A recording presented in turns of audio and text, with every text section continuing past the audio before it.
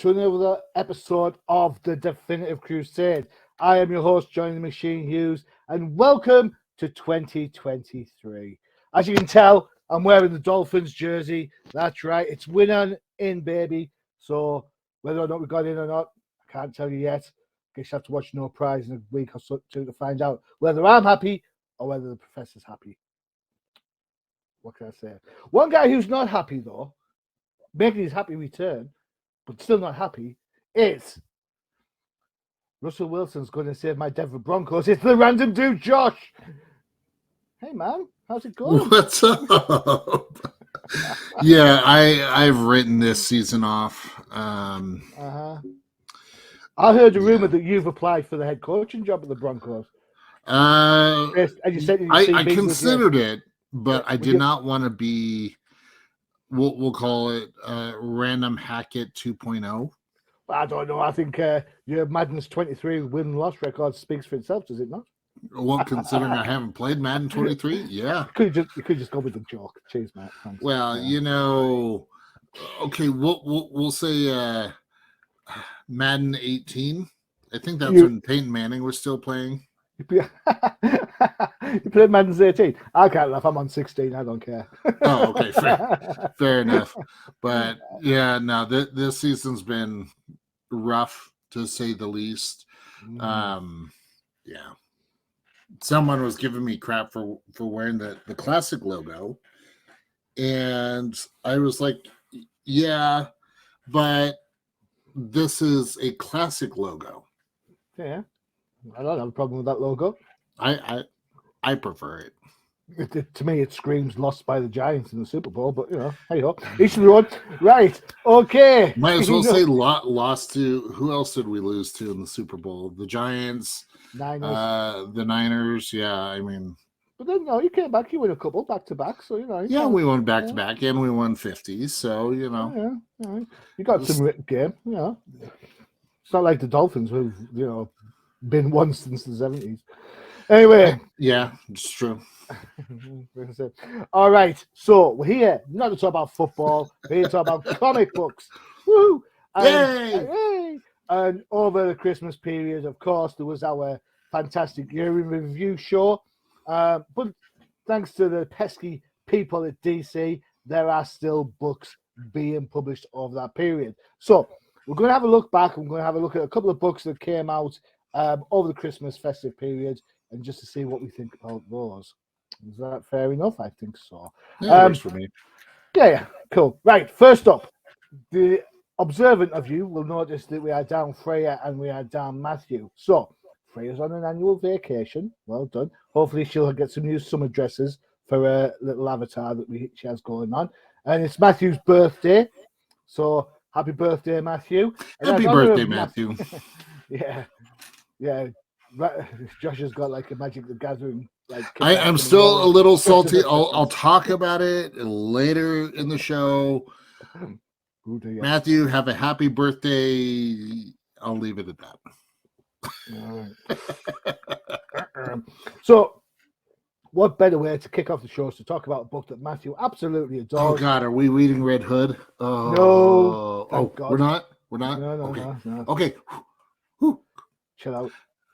It is this bad boy. This is DC versus Vampires number 12. Finally, number 12 of 12 has hit the shelves. Thank God for that. It is written by Matthew Rosenberg. James Tynion IV is also on writing duties. Art and colours are by Otto Schmidt. Francesco, I've got Martering, and Pierluigi Gasolino, probably. Letters by Tom Napolitano. So again, apologies to everybody whose name I've just butchered. Yeah, what are you going to do? You should know by now. We were going to say that the machine's New Year's resolution was to try and not butcher names, but it wouldn't be an episode of TDC if names were not butchered. Yeah, this is so true. So behind this gorgeous cover, I love this cover. It is a good cover. Absolutely love it. And I would be perfectly content to have Barbara Gordon as Batgirl make that same move on me. I mean, What a way to go, right? Right. But if it's gonna be that way, can I turn it? Oh, okay, I'm done. Nope. All right, okay. All ages show. All right. So, Josh, what did you think of this book? It is the final piece of the puzzle. The thing that I struggled with this book, the artwork, the character, the way that the lines were, it threw me off. Okay. And to be honest, it was distracting. I mean, granted, Wonder Woman looked great. There she is. Harley, I don't know what Harley's deal is, looking like I don't know, she's trying to cosplay as Jack Sparrow, has this whole pirate I don't know. But just some of the artwork was distracting. Not all of it. No. Like this panel, this page, it was rough for me. Ah. Okay. I don't know. Maybe it's just me. I don't know. I did find it kind of funny that, this is in Australia and it's desolate. I don't know if Dodgy feels the same way. And here we are back again. They're using swear words, but then bleeping them out. Well, what you expect? It's comic books. I don't know. Maybe we got spoiled with Black Label and. Yeah, maybe, but still, some of those Black Labels still have some beeps out. I'm afraid. Yeah, true.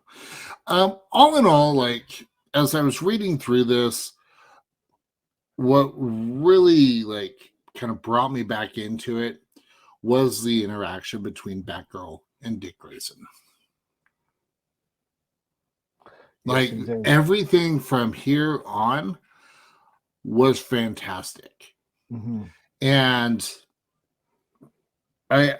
you know what? This one's been out for a while, so you've had an opportunity to read it. But the way that Barbara played Dick Grayson was absolutely genius. Yeah, it's a fair shout. It's a fair cop gov. And I mean, this page right here, with Barbara raising the stake and all of that, it was poetic. Mm-hmm. So all in all, once I got to the interaction between Barbara and Dick, I was more than content. I was happy with it. Okay. And even though I know you're going to hate this, but the way that they ended it, I see we get another DC versus vampires. So this is you're absolutely right. You know me so well. So, to interject just slightly, here you go. This is the 12th issue of a 12-issue run. Fantastic. Let's get some closure. It's gone on too long. It's been dragged out. There's been a hiatus. There's been all-out war thrown in there as well, just to make it even longer. And after all that, cliffhanger. We don't get an ending. It is like, what is the point? Okay. So we get an ending. No, we do. In that, again, spoilers.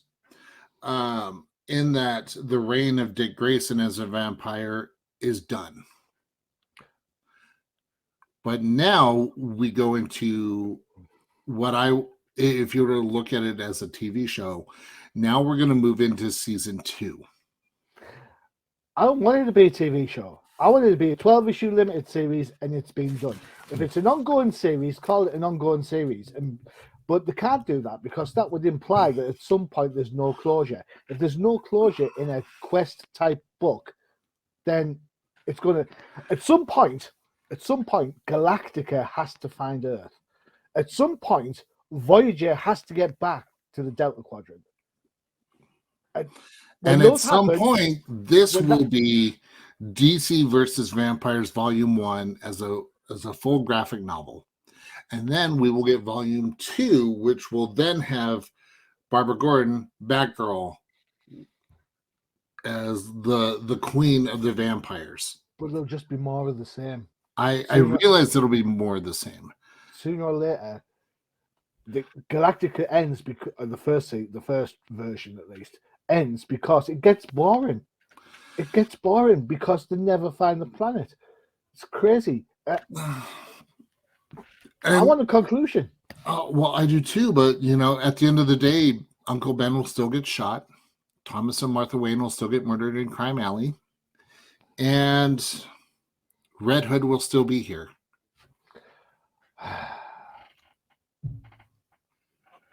No. I do have to say, once Barbara becomes a vampire, I like the design. Yeah, I'll give you that. This new design. Yeah, I like the Barbara Gordon designs. I think she looks good. I think you mentioned the art previously. I think there's too many artists working on this book to give it its cohesiveness. But haven't you noticed that that's been happening more frequently in comics in general? Some books, yeah, and it's frustrating because I like Otto Schmidt. Do you remember when he was on Green Arrow? I was the only person saying how good he was on Green Arrow, and everyone's like, no, he's terrible, and then he goes on from that. He does Future State Catwoman, he does this, and early doors. This is great. Yeah.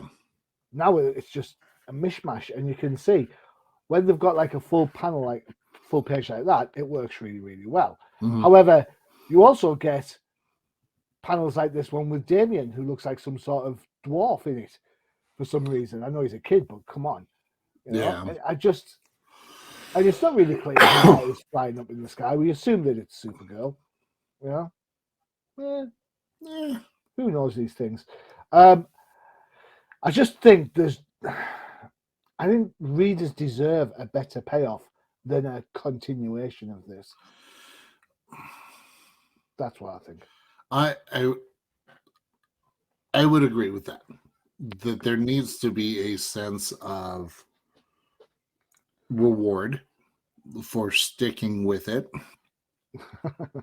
But unfortunately, in the business sense, we're not going to get that. But again, can I just say how great Barbara Gordon looks in this panel? Easy Tiger.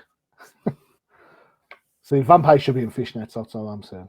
I don't disagree with that. In fact, I wholeheartedly agree with that.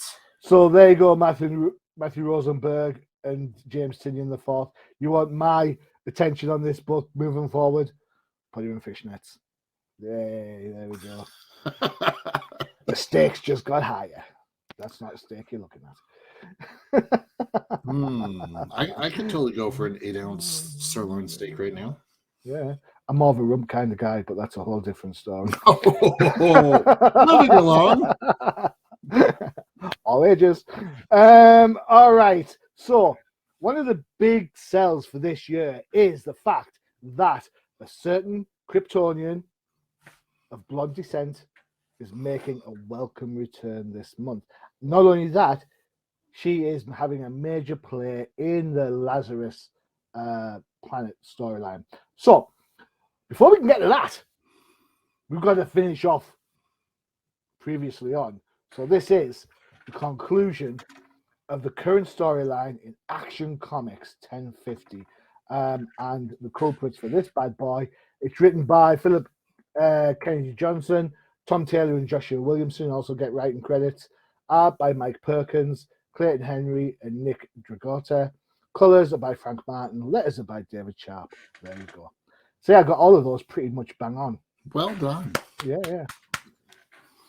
Right, so for those who haven't been reading this, this basically is such a clever little idea. Lex Luthor is aware that for Superman to be super, he needs to be godlike. No more tearing him down to human level. And the reason why he wants him to be super is because Lex knows there's been shed loads of crises and planet crazy stuff going on that could destroy everything. So Lex or create things. It depends on your point of view. Well, So- we'll talk about that later. Lex wants Superman. So he gets Manchester Black, uses his telepathy to pretty much wipe out the knowledge that Clark Kent is the same person as Superman. All right. And in doing so, resets the scales that Brian Michael Bendis unbalanced when he came onto the book. So basically, it's a big old reset button, but it's done really, really well.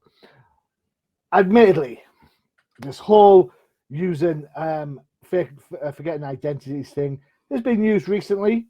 If anybody's been reading Dark Reign over in Migraine Land, Mm-hmm. and where they used the Purple Man to eradicate memories of Kingpin, and Kingpin used the memories to work out who Daredevil was again. Yeah, so it's not the most recent of ideas, to say the least, but it's done really well.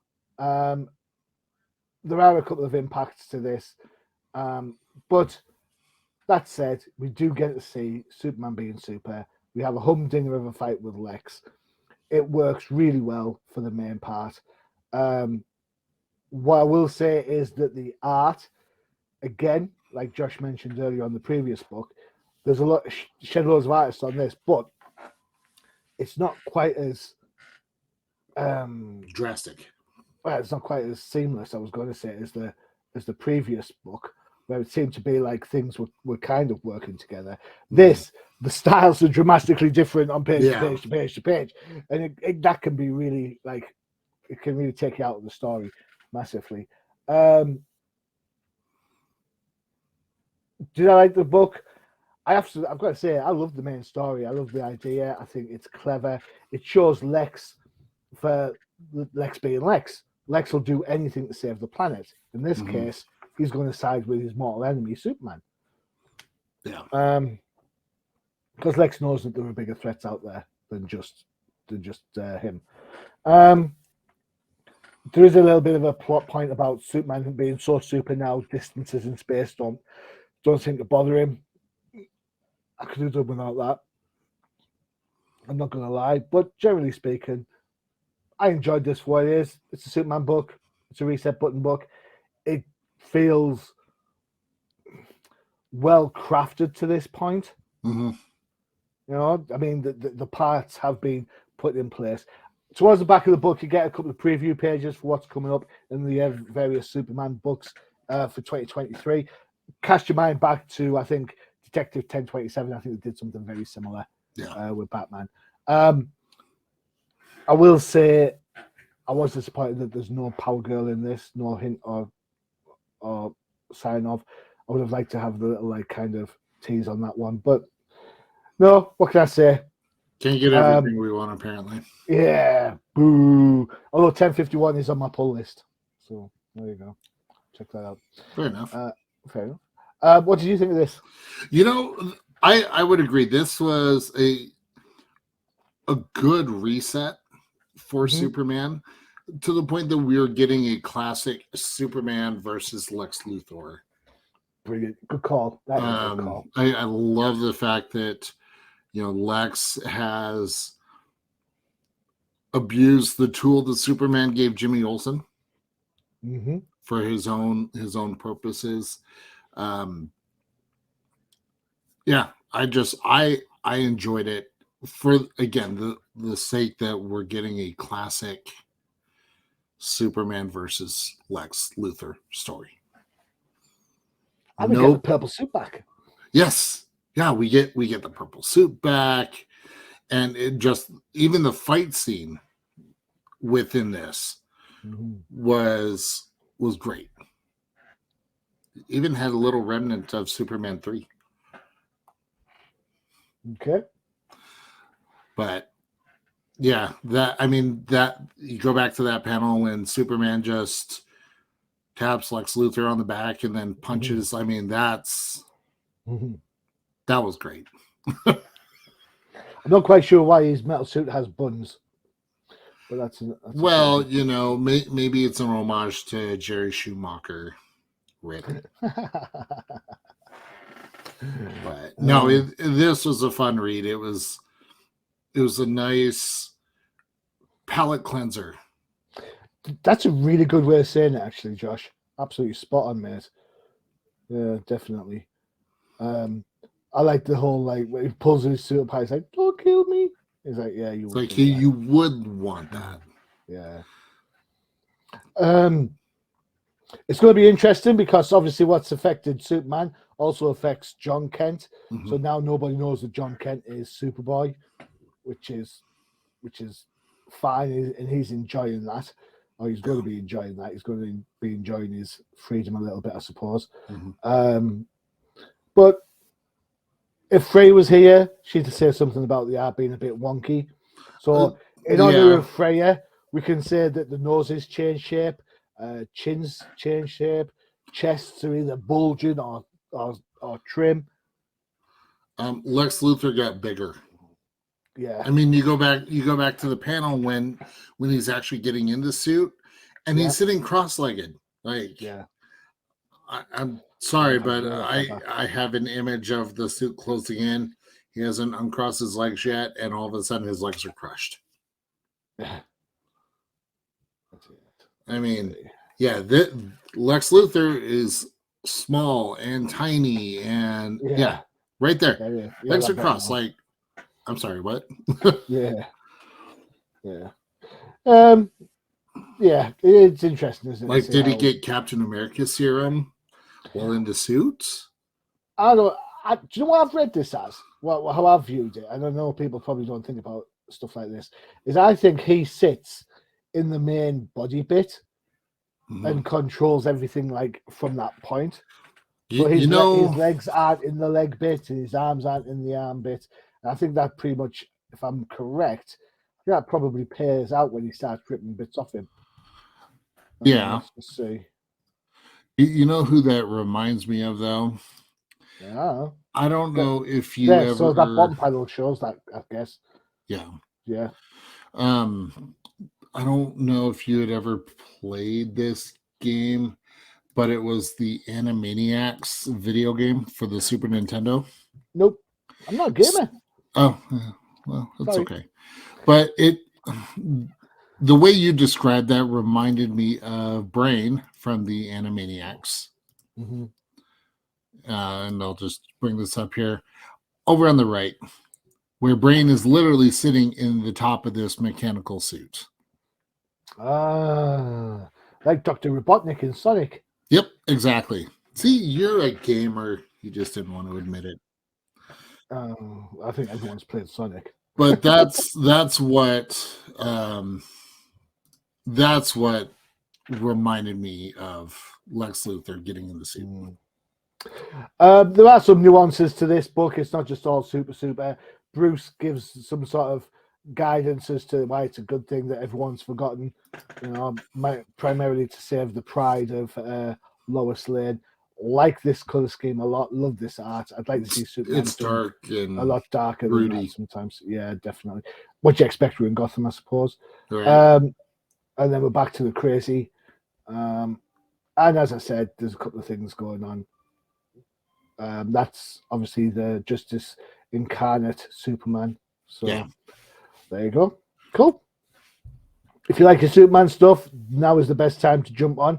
The reset button has been pressed. Get in there. And it's a reset that was not triggered by the Flash. Yeah. There was no Flashpoint. God damn it, Barry. You did nothing this time, you son of a bitch.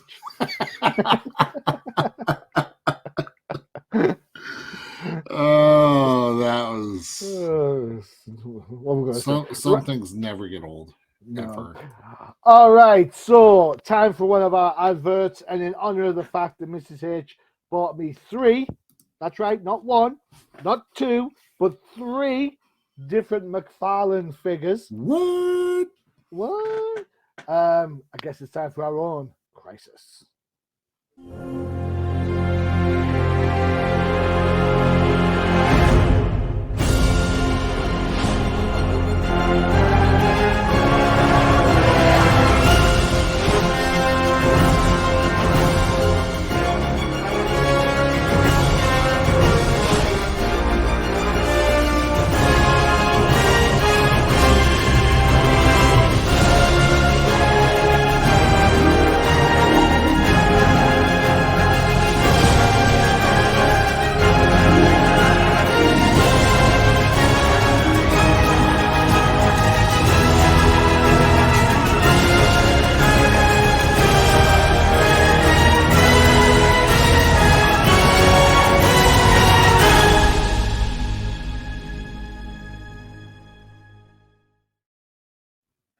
There you have it, Crisis in the Toyverse. And for those that are interested, it was the battle damaged Batman. Ooh. It was the black suited Superman from the animated series. Nice. And for some reason, it was a bloody Red Hood figure. Oh, wow. Someone was bad last year. You'd have been better off getting coal. Well, definitely in the fuel crisis we're going through right now, yeah. I mean, I was bad on purpose. Right? No, Crisis in the Toyverse is great. Honestly, if you're on Twitter, make sure to follow them. And you're able to see all the new episodes. And the fact that Bobo takes the time to actually set up all these images with the figures that he reviews. I mean, that is some talent. Yeah, dude's got it going on without a shadow. Cool. Well done. Excellent. Okay, so Freyja, we love Freyja. We miss you, Freyja. Come back soon. Freyja is our resident throw a dart at a bunch of books and see what sticks. And we get all sorts of crazy because of it. I'm only suggesting this as a segue, as Josh must have also, for Christmas, been given a dartboard, some comic books, and some darts. Because that's the only reason why someone would pick this. This is John Stewart, The Emerald Knight #1, written by Jeffrey Thorne, art by Marco Santucci, colors by Michael, oh, you're kidding me, Atuye, and letters by Rob Lee. Yay. Woo. Beware Actually, my power. I can tell you the reason why I picked this. I looked at the names and thought, but for a different reason. I saw all the names and thought, how is Johnny going to butcher these names? And I hope I butchered them well for you. No, I wanted to. Okay, we're going to go back a little bit in the past. I have not been so kind to Green Lantern books. I've got Jessica in it. Even then, I like Jessica. But even then, I was still very critical. It's only you and I that like Jessica. The rest of the team seems to hate her for some reason. Well, family show.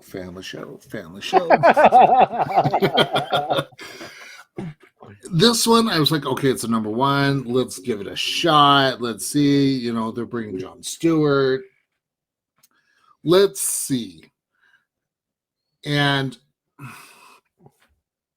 this was one of those darts that when I went, whoop, I wish I could have just replayed it and gone, no, put the dart down. The one thing I did appreciate about this book was the lettering. Because in previous Green Lantern books, they've done the lettering in all sorts of crazy color combinations and font styles. This one is at least consistent. So we get towards the end. That's how I was feeling at the beginning. Right. Now, my issue with this book is it a Green Lantern book? Or is it a new character that stems from a Green Lantern?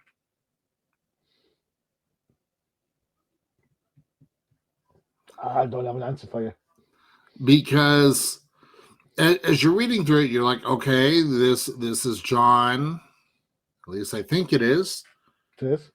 And then, I wouldn't go that far because later on in the book, it kind of opens up a whole new concept of Green Lanterns and their power. And this is probably where I jump off this book.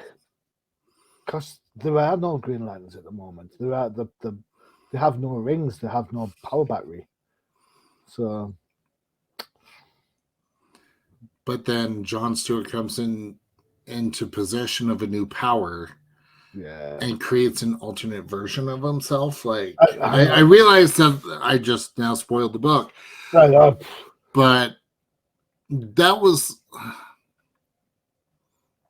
rather than make me read the entire 20 some odd pages, have that be a prologue and have the Emerald Knights be its own separate thing.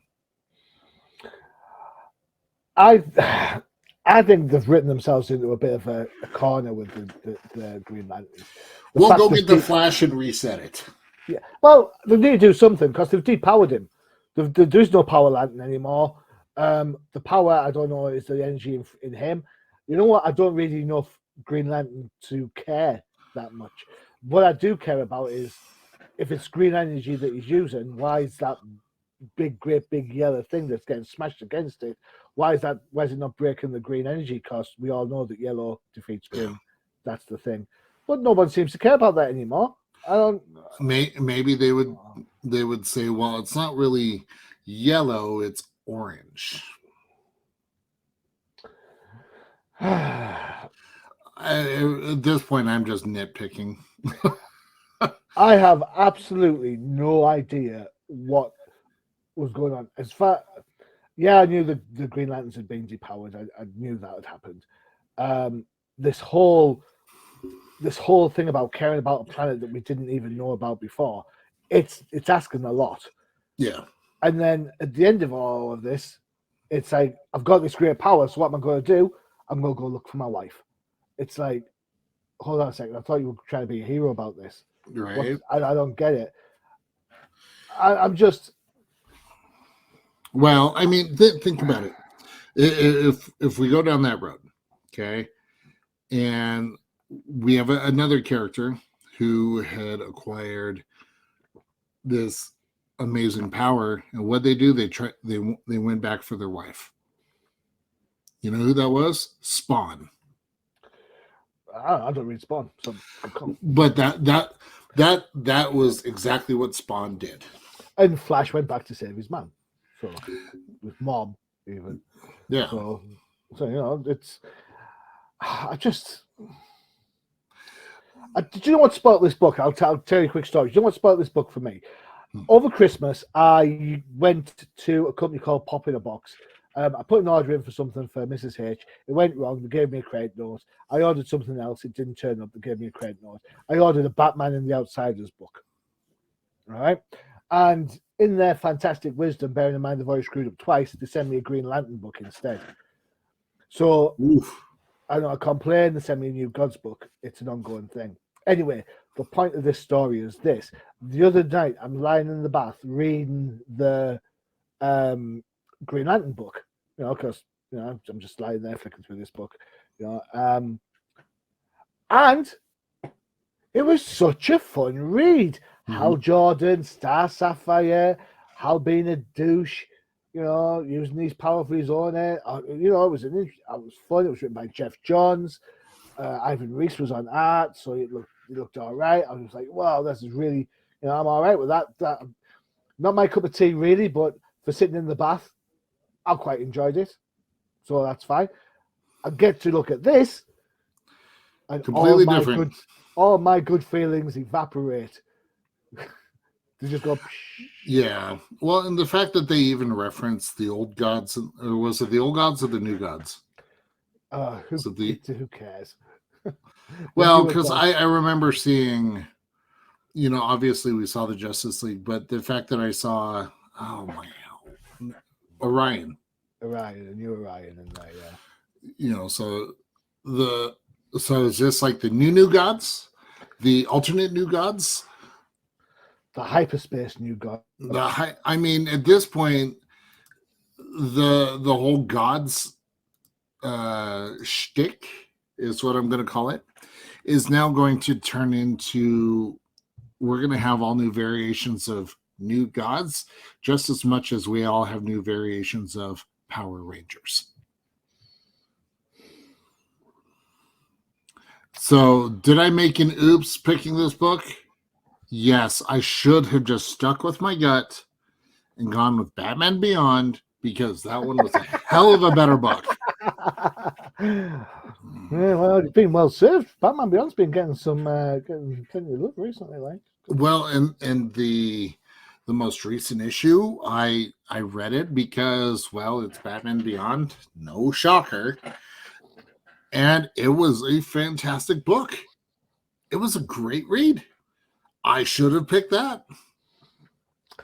Always play to your strengths, Joshua. Always You know, I wanted. I was trying something different and trying not to instantly go straight to pointy ears, whether it's current pointy ears, beyond pointy ears, Batmite pointy ears. Batmite has pointy ears. Well, they're pointy. I mean, they're kind of at a weird angle, still pointy. The flippy floppy. But I will say this. John Stewart, Emerald Knights was a better read than Harley Quinn.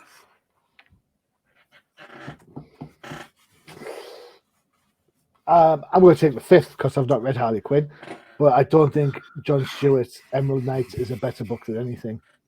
So it was better, and I read the Harley Quinn animated series book. John Stewart was better. I would have rather have read Mad Magazine than Harley Quinn. That's how bad it was. Stop picking Mad Magazine. All right. Again, I needed a palate cleanser after reading Harley Quinn, so I went to Mad Magazine, and it set me up for the next book.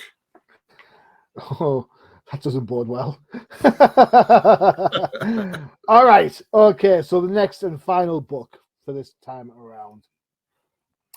For those of you who were around last episode, you will know that I absolutely categorically slated the last book in this run.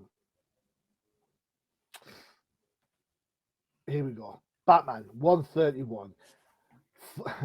Following on from falling from the heavens without a spaceship, re-entry without any damage, landing and just walking away, and then getting shot through time, we have Batman number 131. So this is written by Chip Zdarsky, or should I say Grant Morrison? I'll get back to that in a second. Art by Mike Hawthorne. Inks by Adriano Di Benedetto. Hey, check that out. Got that one. Colors by Thomas Murray. I always get that one wrong. Clayton Cowles is on letters. So, why did I mention Grant Morrison? Anyone know? No? No. Right. Way back. I'm going to get a little bit old timers on this, all right? So he. Oh boy. Boy. Here we go. Hold on. Let's see. Is there some old here we go. We're gonna go the ad. And then continue. Okay. All right. So back in the day. Back in 2008, in Final Crisis, Darkseid managed to finally catch up with Batman and hit him with his Omega Blast and send him to his death. But he wasn't dead. He got sent through time. Do you remember? And then he had to work his way back to his present time with only Tim Drake believing that Batman was alive. Do you remember? Mm-hmm. Jason was Batman. Damian was Robin for a while. Tim had become Red Robin. Yeah. Man, that was a good story then, wasn't it? It was. It was. So why is he doing it again then? What's the point? What? Can the music? What's the point? Why? I've been here already. I've done this. Why do I need to see it again? So to make my long segue even shorter, basically Bruce Wayne, failsafe in his logic, has displaced him from his existing universe to put him somewhere else where there is no Batman. And that's it. So now Bruce is stuck in a world with no Batman. Things don't look the same. People do different things. And now he has to find his way back to his own place in time, his own universe. What gets me straight away he wakes up and goes, "Oh, I'm in a different universe." I mean, it could be concussed, it could be anything. He talks about how frail he is, but he wakes up and goes, "Oh yeah, I'm in a different universe." You know, it's not like we wake up on a morning sometime and go, "Oh, what day is it?" No. It is just, I don't know. Well, I want to go back a second. So, feel free. As you're going through the story, and we see this character who I will not say at the moment. When I first saw them, I thought, "Oh, that's Hush." Do you want to know why I thought that? Because if you go back a page, oh, sorry, one more. It's when Bruce is looking at Gotham.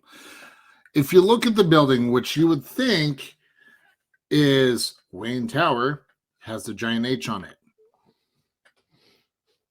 No, I thought it was Hush. Well, it's Harvey Dent, as you can tell, because he hasn't got a Two-Face. Yeah, I felt very deceived. I was like, wait, no, Hush would have been better. Well, who do you think's the dude in the red mask at the end?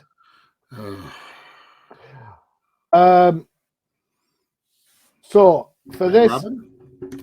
I think it's probably Jason Todd, and he knows that Bruce is dead because he killed Bruce. Or something. I don't know. Again, nobody wants Red Hood. So here we go. We get a plethora. Yeah, true that. A plethora of characters that kind of look the same as you'd expect. But in this case, all the judges, so Dent, for example, he is venomized, so there's lots of venom kicking around the place. We get to see a different Selena Kyle. I didn't mind this Selena Kyle. Did not mind her at all. Because it this reminds me of Selena from The Long Halloween. I thought you were going to say Selena from Halle Berry's awful movie, which it does, because she's wearing trousers. We'll stick with The Long Halloween. That's more reputable. She does look anything like the one from The Long Halloween. Where's the cat ears? Where's the purple costume? Well, no, because when Selena is beating or was it year one? It's year one. It was year one. Year my one. bad. I'm getting reputable books mixed up in my mind. No, year one, Selena, when she kicks the crap out of Bruce in the middle of the street. Yeah. That's what this Selena reminded me of. You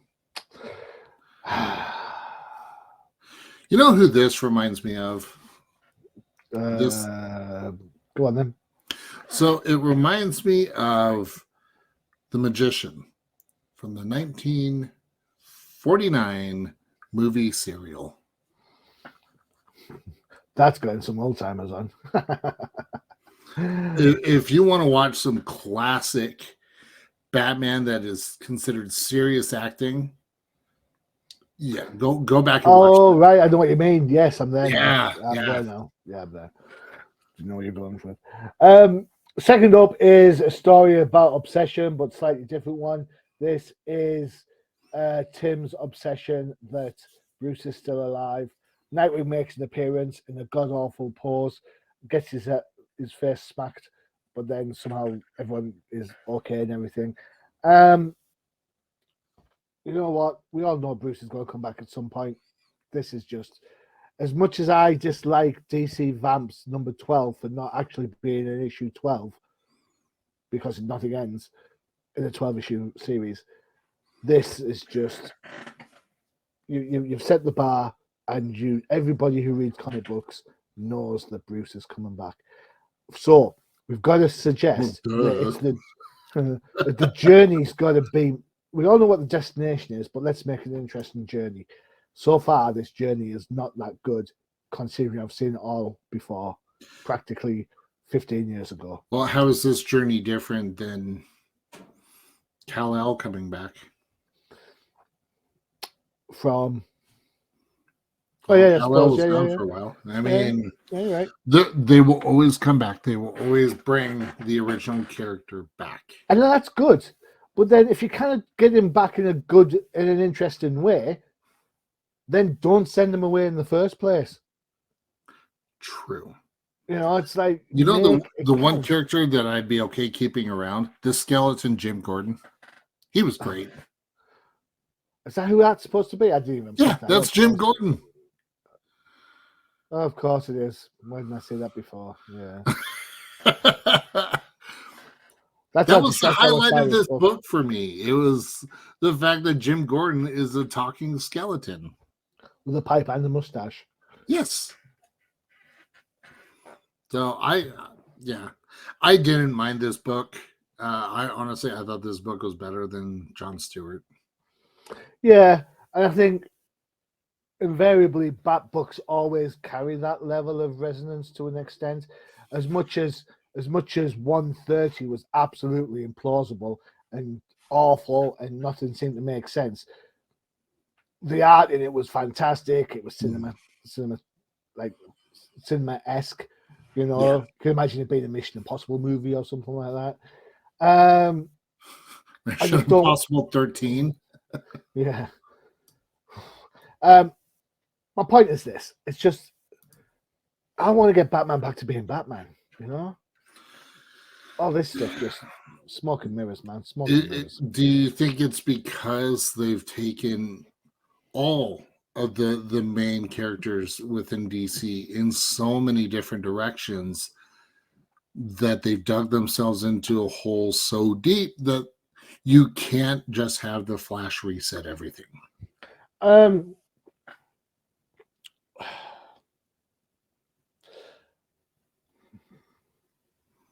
think comics nowadays are being made with the express idea of events. Every book's a mini event. The failsafe story, for example, is done for graphic novelists for trade paperback form. It's this. And what that means is that there's no sort of ongoing element to it all. Mm-hmm. So you mentioned that the DC Vampires book's going to get trade paperbacks. Volume 1 already has. So now you're going to have failsafe storyline. And then you're going to have this as two separate trade paperbacks. Yeah. And I just... Because clearly there's a market for some of these books. DC versus Vampires, there's clearly a market for it. Whether Matthew is the sole market,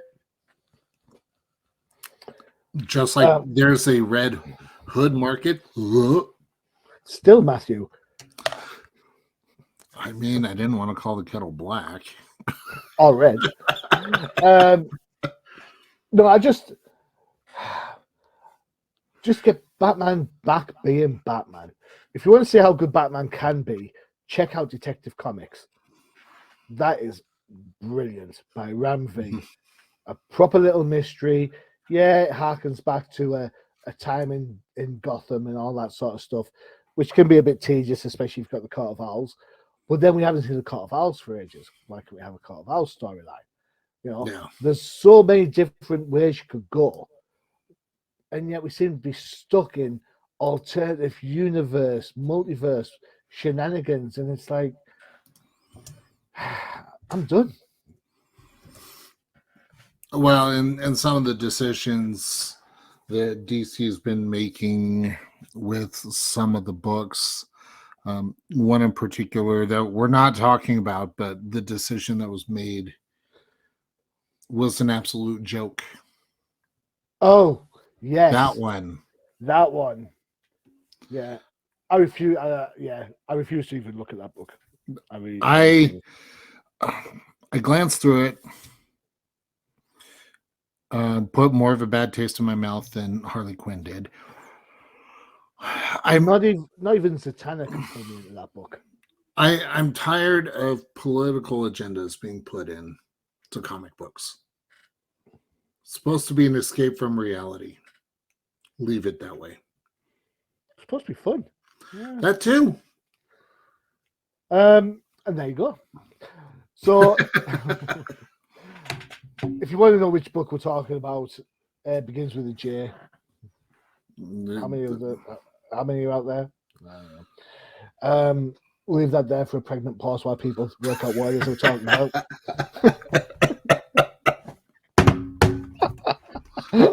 Oh, you've missed me, haven't you, really? I have. All right, there you go. There's 4 books, 4 up, 4 down, from over the festive periods and books that are out right now. Views are different than ours. By all means, get in touch at the Definitive Crew on Twitter, or you can also leave a comment here on the video if you're watching on YouTube. Just comment on the video. Yeah, do it. I mean, what more could you do? You know, and of course, if you're interested, there you go. There is all our Twitter handles. Feel free to pause the video at any time and send us grief about not liking your book. It's fine. That was just to the creators, by the way. Cool. Excellent. Josh, welcome back. Yeah. 2023, it's the year I will be back on a more regular basis. Sweet. So. Sweet.